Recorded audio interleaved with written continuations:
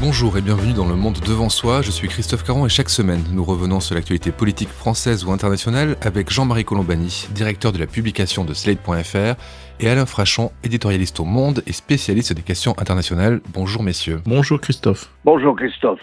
Nous vous en parlions la semaine dernière, la publication de vidéos à caractère sexuel mettant en scène Benjamin Griveaux a bouleversé la campagne pour la mairie de Paris. 3 femmes font désormais la course en tête, Anne Hidalgo, la sortante socialiste, Rachida Dati, la challengeuse, les Républicains, et Agnès Buzyn, la candidate surprise, la République en marche. Alors qu'on s'attendait à un classique duel gauche-droite PS-LR, la désignation de l'ancienne ministre de la Santé pour remplacer Benjamin Griveaux semble rebattre les cartes d'une élection capitale pour le président Macron. Pour en parler, nous recevons aujourd'hui Olivier Biffaut, journaliste politique dont vous pouvez lire régulièrement les analyses sur Slate.fr. Bonjour Olivier, merci d'être avec nous. Bonjour Christophe. Olivier, vous suivez les sondages avec attention et vous vous êtes particulièrement intéressé à ceux réalisés après la chute de Benjamin Griveaux. Que nous apprennent-ils ? Alors en fait sur les 3, il faut qu'on s'intéresse seulement à 2, je pense, parce que le 3e a été fait en présentant Griveaux comme tête de liste pour La République en marche, et il apparaît le nom de Buzyn dans le sondage lui-même avec une petite astérisque, c'est pas elle qui a été testée. Donc c'est ce sondage-là qui place Rachida Dati le plus haut en lui donnant 25% des voix, 23 à Anne Hidalgo et 17 donc à Griveaux et non pas Buzyn. Donc ce sondage en fait qui a un peu surpris tout le monde la semaine dernière où on voyait Dati passer devant Hidalgo, finalement il est presque nul et non avenu puisque c'était Griveaux qui était testé pour La République en marche et pas Buzyn. Je pense qu'il est moins pertinent que les 2 autres. S'agissant des 2 autres, il y a un sondage Ipsos et un sondage Harris Interactive. Ils placent tous les 2 Anne Hidalgo en tête, respectivement pour Harris Interactive à 23% et Hidalgo à 24% dans l'Ipsos. Rachida Dati, elle, est à 23 pour Harris Interactive et 20 dans le sondage Ipsos. Et Buzyn est à 17% dans l'Harris Interactive et 19% dans l'Ipsos. C'est le sondage Ipsos qui la met le plus haut et qui a l'air de montrer qu'il y a une petite dynamique, mais il va falloir voir dans les sondages suivants si effectivement cette dynamique est réelle ou si elle est juste passagère et consécutive à sa nomination, qui a un peu troublé le jeu, si je puis dire, et en tout état de cause, il me semble remobiliser les militants de La République en marche. Donc pour résumer, en fait, ce qui se passe, c'est que dans les 2 sondages les plus pertinents selon vous, on a toujours le même ordre, c'est-à-dire Hidalgo-Dati, avec Buzyn derrière, et une légère dynamique Buzyn sur un sondage, donc qui serait à 1 point de Dati. Donc ça veut dire peut-être que finalement, tout n'est pas perdu pour La République en marche ? Je pense que effectivement tout est ouvert et que en fonction soit des désistements d'avant le premier tour, mais je pense qu'il n'y en aura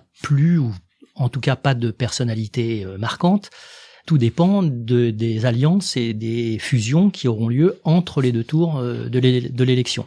Ce qu'on peut juste rajouter s'agissant des sondages, si on les prend sur la longueur, parce qu'il y a depuis la fin de l'année dernière une dizaine de sondages qui ont été réalisés.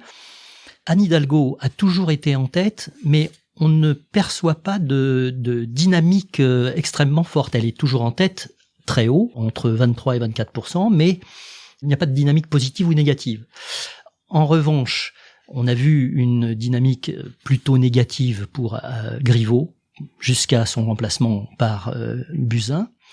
Dynamique également négative pour Villani, qui était parti plutôt haut dans les premiers sondages et qui se retrouve aujourd'hui aux alentours de 9-10%. Donc la question de son désistement va certainement se poser dans l'esprit de l'opinion publique, mais je pense que pour lui, elle ne se posera pas. Il ira jusqu'au bout, à mon sens, jusqu'au premier tour. Reste à savoir si après, il fera liste commune et avec qui il fera liste commune. S'il fait effectivement entre 5 et 10% des voix, puisque c'est la condition sine qua non pour pouvoir fusionner. Jean-Marie ? Avez-vous vu les images d'Agnès Buzyn au moment de sa désignation ? Elle respirait le bonheur. C'était le bonheur absolu, grand sourire, vraiment heureuse. Et alors que quelque temps auparavant, elle refusait d'entrer sur des listes. Ça montre bien que c'est une personnalité qui a une ambition politique forte.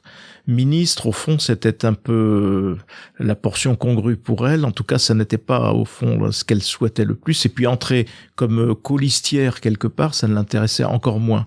Être tête de liste dans Paris, là, du coup, elle se réalise, et je pense que ça compte aussi, ça, dans une campagne. Mais on a l'impression qu'elle est allée un peu en reculant. Eh bien, son comportement, oui, le body language, comme on dit, et son comportement montre le contraire, montre qu'au contraire, c'était presque un aboutissement pour elle d'être enfin tête de liste dans Paris. Elle était rayonnante de bonheur. C'est ce qui m'a le plus frappé, avant évidemment d'essuyer quelques larmes au moment où elle a quitté son ministère, ce qui est compréhensible, mais la veille, désignée, c'était vraiment l'image du bonheur. Et de fait, ça rebat les cartes et ça redonne une petite chance à En Marche, mais quand même une réflexion là-dessus, parce que Emmanuel Macron avait une place forte électorale, Paris, et l'électorat parisien. Donc on se disait, à mi-mandat, faire la preuve pour En Marche de son implantation et du fait que tout ça n'est pas éphémère, c'est un enjeu majeur, c'est un enjeu absolu. Or, que s'est-il passé? Emmanuel Macron a désigné un mauvais candidat, parce que avant d'être sorti du jeu, il était quand même mauvais comme candidat, et il était en effet en passe d'être dépassé par Rachida Dati et ainsi de suite. Et donc là, on a l'illustration d'une absence de politique de la part d'Emmanuel Macron et des siens, parce que En Marche n'est pas devenu un parti, ça n'est pas quelque chose de structuré, qui a une feuille de route idéologique et qui a un début d'implantation forte localement qui montre que c'est fait pour durer. Bien non. Et donc ça nous renvoie quand même, pour moi en tout cas, ça renvoie quand même à l'idée que Emmanuel Macron, ça risque de n'être qu'une aventure personnelle. En tout cas, jusqu'à présent, c'est un échec. En tout cas, on verra alors si la personnalité d'Agnès Buzyn, qui est particulièrement adaptée à une partie de l'électorat parisien et notamment à l'électorat de la droite parisienne, rétablit les choses ou remet tout ça en place. D'autant que l'avantage qu'Agnès Buzyn peut avoir, c'est que elle peut être en effet meilleure candidate que Rachida Dati, en tout cas convenant à un électorat plus large que Rachida Dati, qui est quand même très marqué à droite, j'allais dire à droite, d'une part, et d'autre part, il faut se souvenir que Anne Hidalgo, même si elle est, comme l'a souligné Olivier, souvent en tête et toujours en tête dans les sondages d'opinion au premier tour, elle souffre d'un handicap majeur, c'est que 2 Parisiens sur 3, en gros, ne souhaitent pas sa réélection. Ça, c'est un handicap très fort au moment où les gens vont vraiment mettre un bulletin dans l'urne. Vous parliez de la droite et du fait que Agnès Buzyn pouvait justement capitaliser sur les voix de droite à Paris.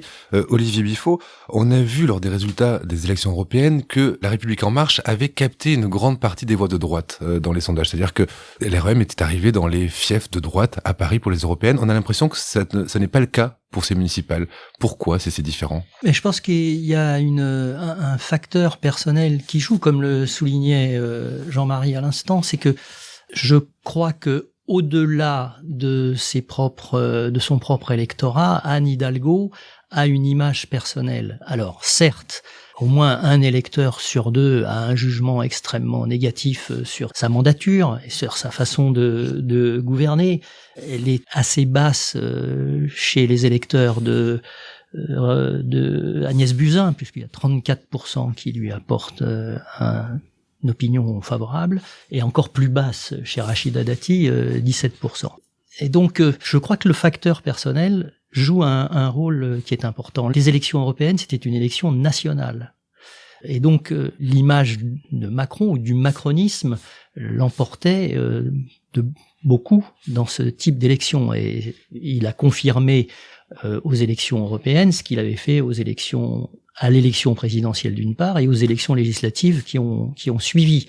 L'élection municipale est une élection bien plus particulière. Elle donne un très grand rôle aux gens qui sont en place, d'une part, et elle montre aussi la capacité de l'électorat à s'intéresser à quelqu'un qui donne envie. Et comme le soulignait tout à l'heure Jean-Marie à propos d'Agnès Buzyn, qui était effectivement rayonnante quand elle a annoncé sa candidature, l'effet que ça a eu sur son électorat, c'est que ça l'a remobilisé, parce que effectivement, tout le monde s'accorde à reconnaître que Benjamin Griveaux était pas un bon candidat, c'était un mauvais casting, et Agnès Buzyn apparaît comme l'anti-Griveaux, l'antithèse de Griveaux. C'est pour ça qu'elle peut-être capitaliser. Alors, est-ce qu'elle va réussir à prendre des voix à droite, qui est effectivement peut-être un réservoir pour elle, il y a effectivement une question qui se pose, c'est que comme Rachida Dati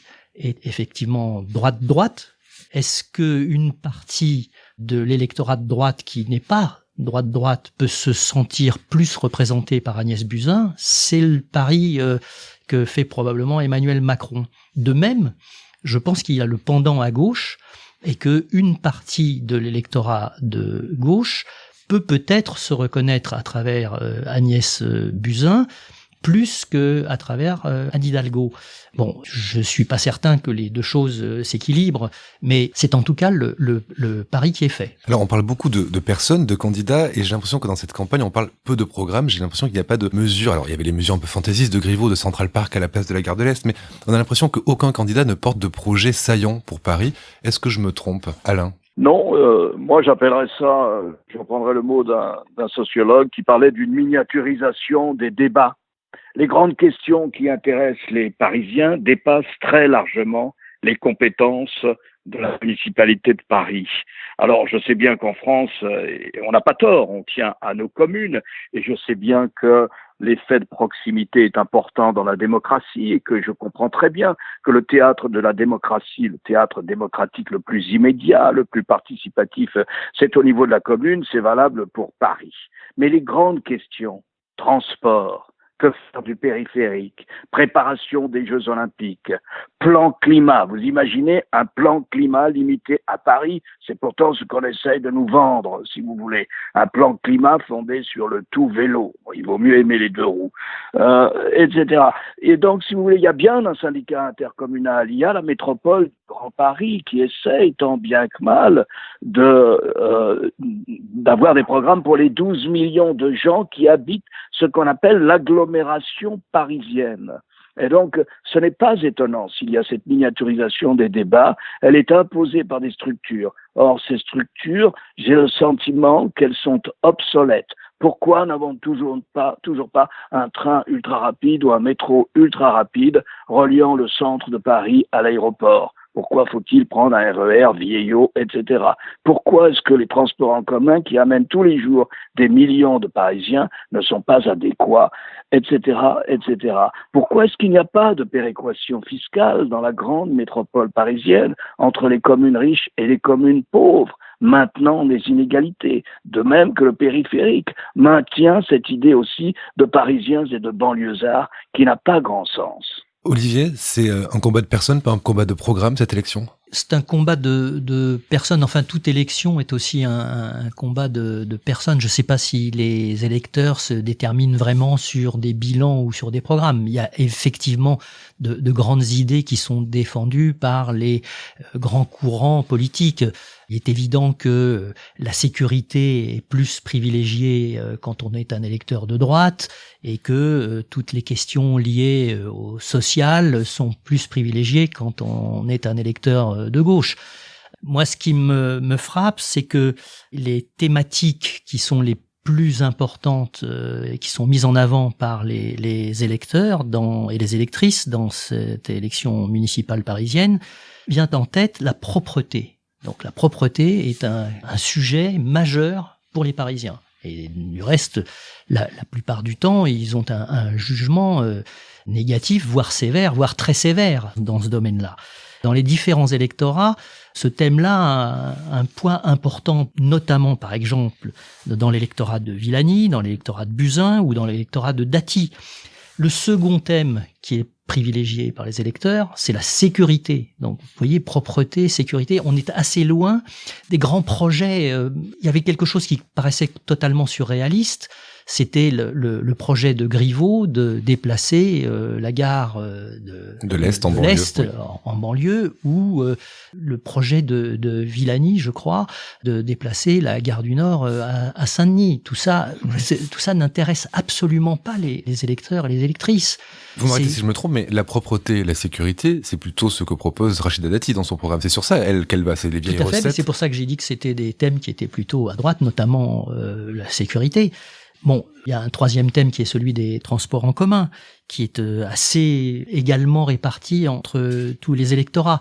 Mais l'environnement, par exemple, c'est un sujet qui vient en quatrième position dans le sondage qui a été fait par Harris Interactive. Jean-Marie. Je suis assez d'accord avec ce que disait Alain tout à l'heure, parce que c'est vrai que les grandes questions sont traitables ou solubles dans un ensemble beaucoup plus grand.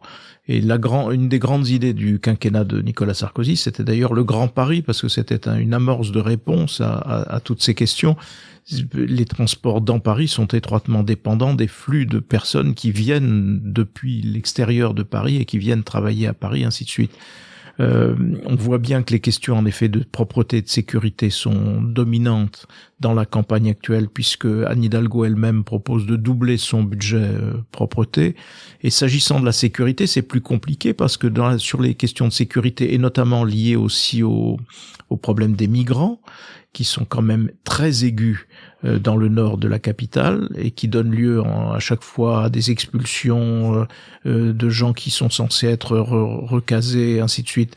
C'est d'une certaine façon assez honteux ce qui s'est passé ou ce qui continue de se passer dans Paris de ce point de vue-là.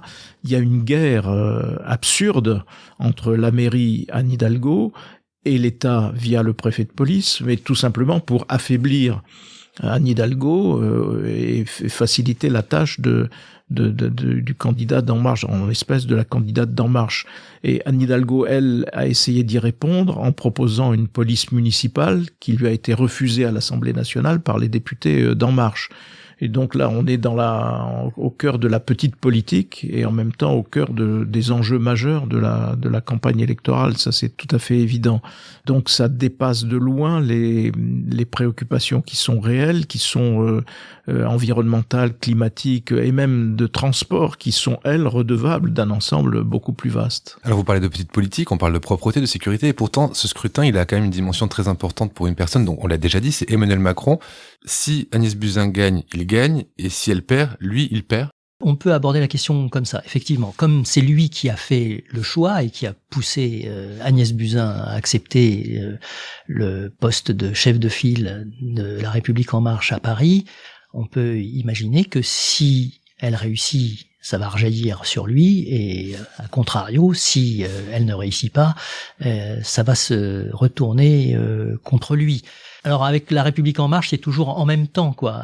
En même temps, le sujet, c'est que l'élection dure le temps d'une élection et on passe à un autre sujet après. Ça aura un impact, évidemment, immédiatement, si elle gagne, d'autant que les résultats sur l'ensemble de la France risquent pour eux de ne pas être considérables. En même temps, très macroniste, il faut voir qu'ils n'ont aucune municipalité sortante. Ils n'étaient pas présents aux élections de 2014. Donc tout ce qu'ils peuvent éventuellement gagner, ça ne peut être qu'une progression. Mais il est évident que gagner Paris ou perdre Paris a une dimension symbolique qui est très forte. Alain, Emmanuel Macron a beaucoup à perdre dans ce scrutin ? Sans doute, oui. Sans doute parce que une des clés, si vous voulez, du macronisme, me semble-t-il, c'est d'être capable de prouver à la classe moyenne, malmenée économiquement et socialement, de prouver à la classe moyenne, et même malmenée du point de vue de son statut dans notre société, qu'elle n'est pas exclue, mais de la ramener dans le jeu national à son profit. Et ce qui est intéressant, c'est de voir que les grands partis traditionnels, qu'on croyait singulièrement marginalisés et amoindris, ce sont eux qui, si je retiens bien la leçon des sondages que nous a fait Olivier, ce sont eux qui dominent la scène parisienne, le Parti socialiste et les Républicains, Madame Hidalgo et Madame Dati. Et donc je pense qu'il joue beaucoup là, oui, effectivement, puisqu'il a lui-même voulu faire de Paris, d'une certaine manière, en s'impliquant dans ce scrutin, d'abord en nommant Griveaux, puis ensuite en nommant Madame Buzyn, puisqu'il a voulu faire de Paris quelque chose qui portait sens pour son parti et pour lui, pour sa personne, et bien naturellement, comme le disait Olivier Biffaut, oui, il peut perdre quelque chose, oui. Il peut perdre quelque chose. Et je crois qu'il y a un autre enjeu, moi, qui est au-delà de Macron, mais qui concerne le macronisme, si vous voulez. Si Paris est destiné à être comme Londres, une ville vidée de sa classe moyenne, c'est un coup porté à la démocratie. Alors ce sont des questions compliquées qu'il y a là, une question de logement, etc., etc. Mais moi je crois que un candidat de gauche, et ça vient très rarement d'ailleurs dans les propos de Madame Hidalgo, devrait avoir à cœur de dire « moi je maintiendrai la classe moyenne dans Paris ». En quoi c'est un coup porté à la démocratie que les classes moyennes s'en aillent de Paris ? Eh bien c'est un coup porté à la démocratie parce que c'est leur signe de leur marginalisation. C'est le signe qu'au fond, nous n'arrivons pas à arrêter, nous n'avons pas la maîtrise de certains phénomènes économiques liés au logement et à la spéculation. Et qu'en dépit de la soi-disant maîtrise du foncier qu'ont les municipalités en France, c'est quelque chose que nous n'arrivons pas à éviter. Et donc nous aurons des centres-villes, mais Paris est le centre-ville de la métropole parisienne. Paris intramuros. Et nous aurons des centres-villes peuplés par les élites. Et d'où des phénomènes comme les Gilets jaunes, si vous voulez, qui est une révolte contre Paris, de même que le Brexit a été une révolte contre Londres. Je suis totalement d'accord avec ce que vient de dire Alain. Il faut rappeler de ce point de vue-là que sous le mandat de Anne Hidalgo, Paris perd à peu près 12 à 15 000 habitants par an. La classe moyenne ne peut plus vivre à Paris, faute de trouver à se loger décemment à des prix abordables. Et donc ça, c'est une transformation assez profonde qui va d'ailleurs de fait aussi avec la ghettoisation de certains secteurs de Paris, de certains arrondissements de Paris. Et ça, c'est un phénomène majeur qui est en effet de nature à changer complètement la donne et, comme le dit Alain très justement, à affaiblir au bout de la route la démocratie. Olivier ? Je voulais juste rebondir sur une remarque d'Alain à propos de la place et de l'importance des partis politiques qui étaient revenus dans le jeu. Je voudrais un petit peu amender sa réponse ou son point de vue, c'est que il faut pas oublier que aujourd'hui, Anne Hidalgo et Rachida Dati font des scores d'intention de vote qui sont de l'ordre de 20 à 24%. Il faut se souvenir des élections municipales de 2014. En 2014, que Cusco est au-dessus de 30%. Anne Hidalgo est à 34,4% au premier tour.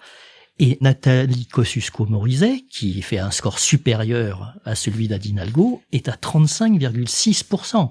Donc vous voyez le fossé qu'il y a entre ces deux élections. Elles ont tous les deux perdu environ 10 à 15 points. Et il y a quelque chose de nouveau, d'autre, qui s'est inséré entre les deux. Alors ce quelque chose, tout le monde pensait aux écolos. Et tout le monde disait, ça va être l'élection reine pour les écologistes. Après leur succès des européennes, il va y avoir Paris. Et le candidat des écologistes rêvait même d'être lui-même le prochain maire de Paris. Pour le moment, il n'en est rien. Et vraisemblablement, il n'en sera rien. Parce que ce sont des thèmes trop limités malgré tout. Et comme le disait Alain, par définition, les thèmes écologistes ne sont pas solubles par l'action d'une municipalité réduite aux seules frontières de Paris à l'intérieur du périphérique.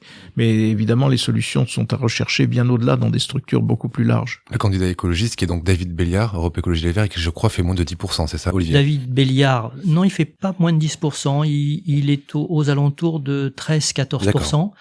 Mais ce qu'on peut noter, ça va dans le sens de ce que disait Jean-Marie, c'est que depuis 4 ou 5 mois, il fait du surplace.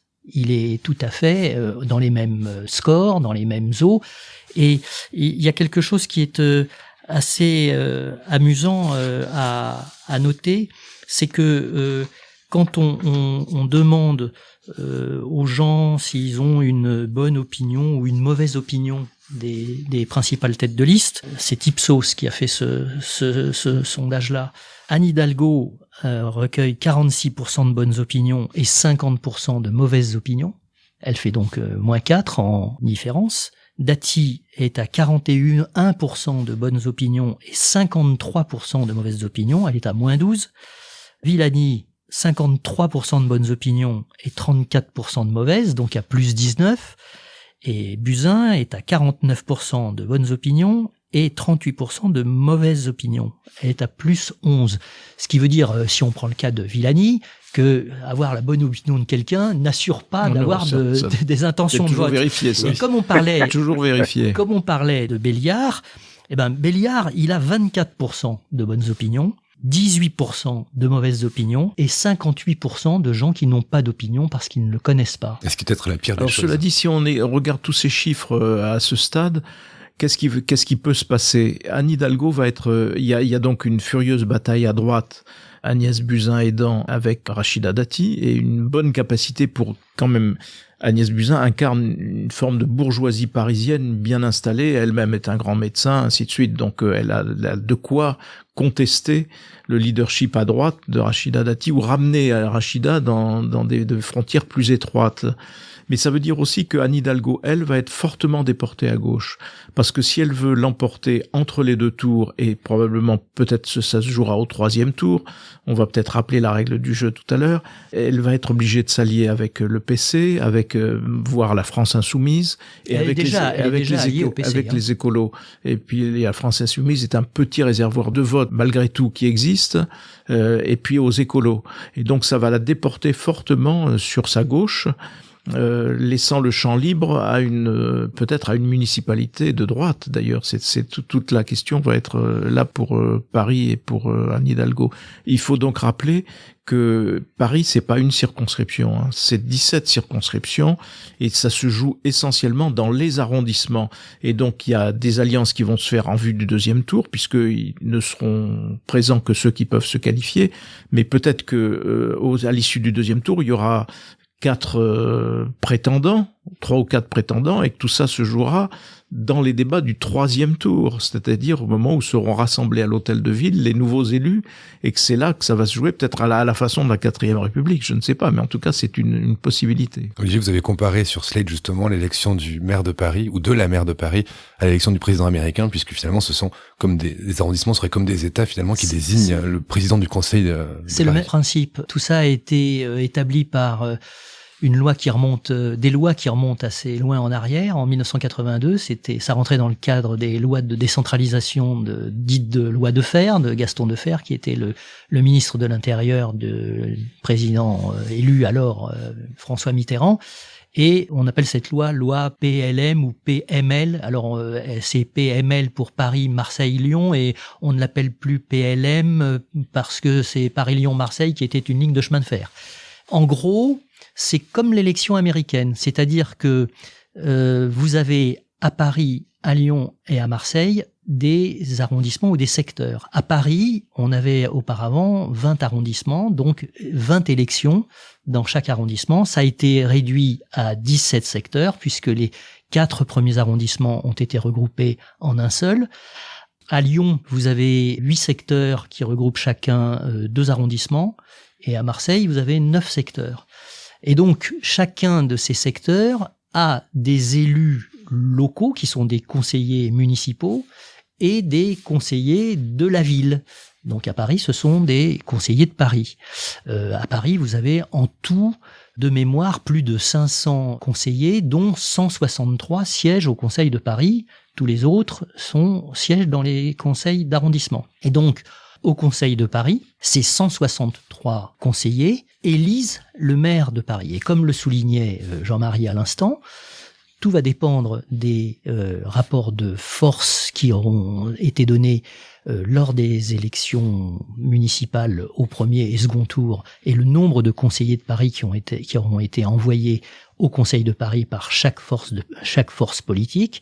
Parce que on peut, dans cette hypothèse, imaginer des regroupements qui soient des regroupements de circonstances qui font que tel conseiller ou tel groupe de conseillers s'allie à tel autre groupe de conseillers pour battre un 3e groupe de conseillers qui est plus important que les 2 premiers, par exemple. C'est tout à fait imaginable. Ce qui veut dire qu'on aura peut-être un ou une maire de Paris qui ne sera pas forcément le gagnant en voix, mais qui sera le gagnant de jeu d'alliance. Et je pense qu'on peut faire un pronostic sans trop avoir peur de se tromper en disant que ce sera probablement une femme qui sera la prochaine maire de Paris, sauf extrême surprise. Merci messieurs d'avoir participé au Monde Devant Soi. On se retrouve la semaine prochaine. Merci Christophe. Merci. Merci Christophe. Vous venez d'écouter Le Monde Devant Soi, un podcast Slate.fr à retrouver tous les samedis matins sur Slate.fr ou sur votre application de podcast préférée. Si vous avez aimé, n'hésitez pas à vous y abonner et à nous mettre 5 étoiles.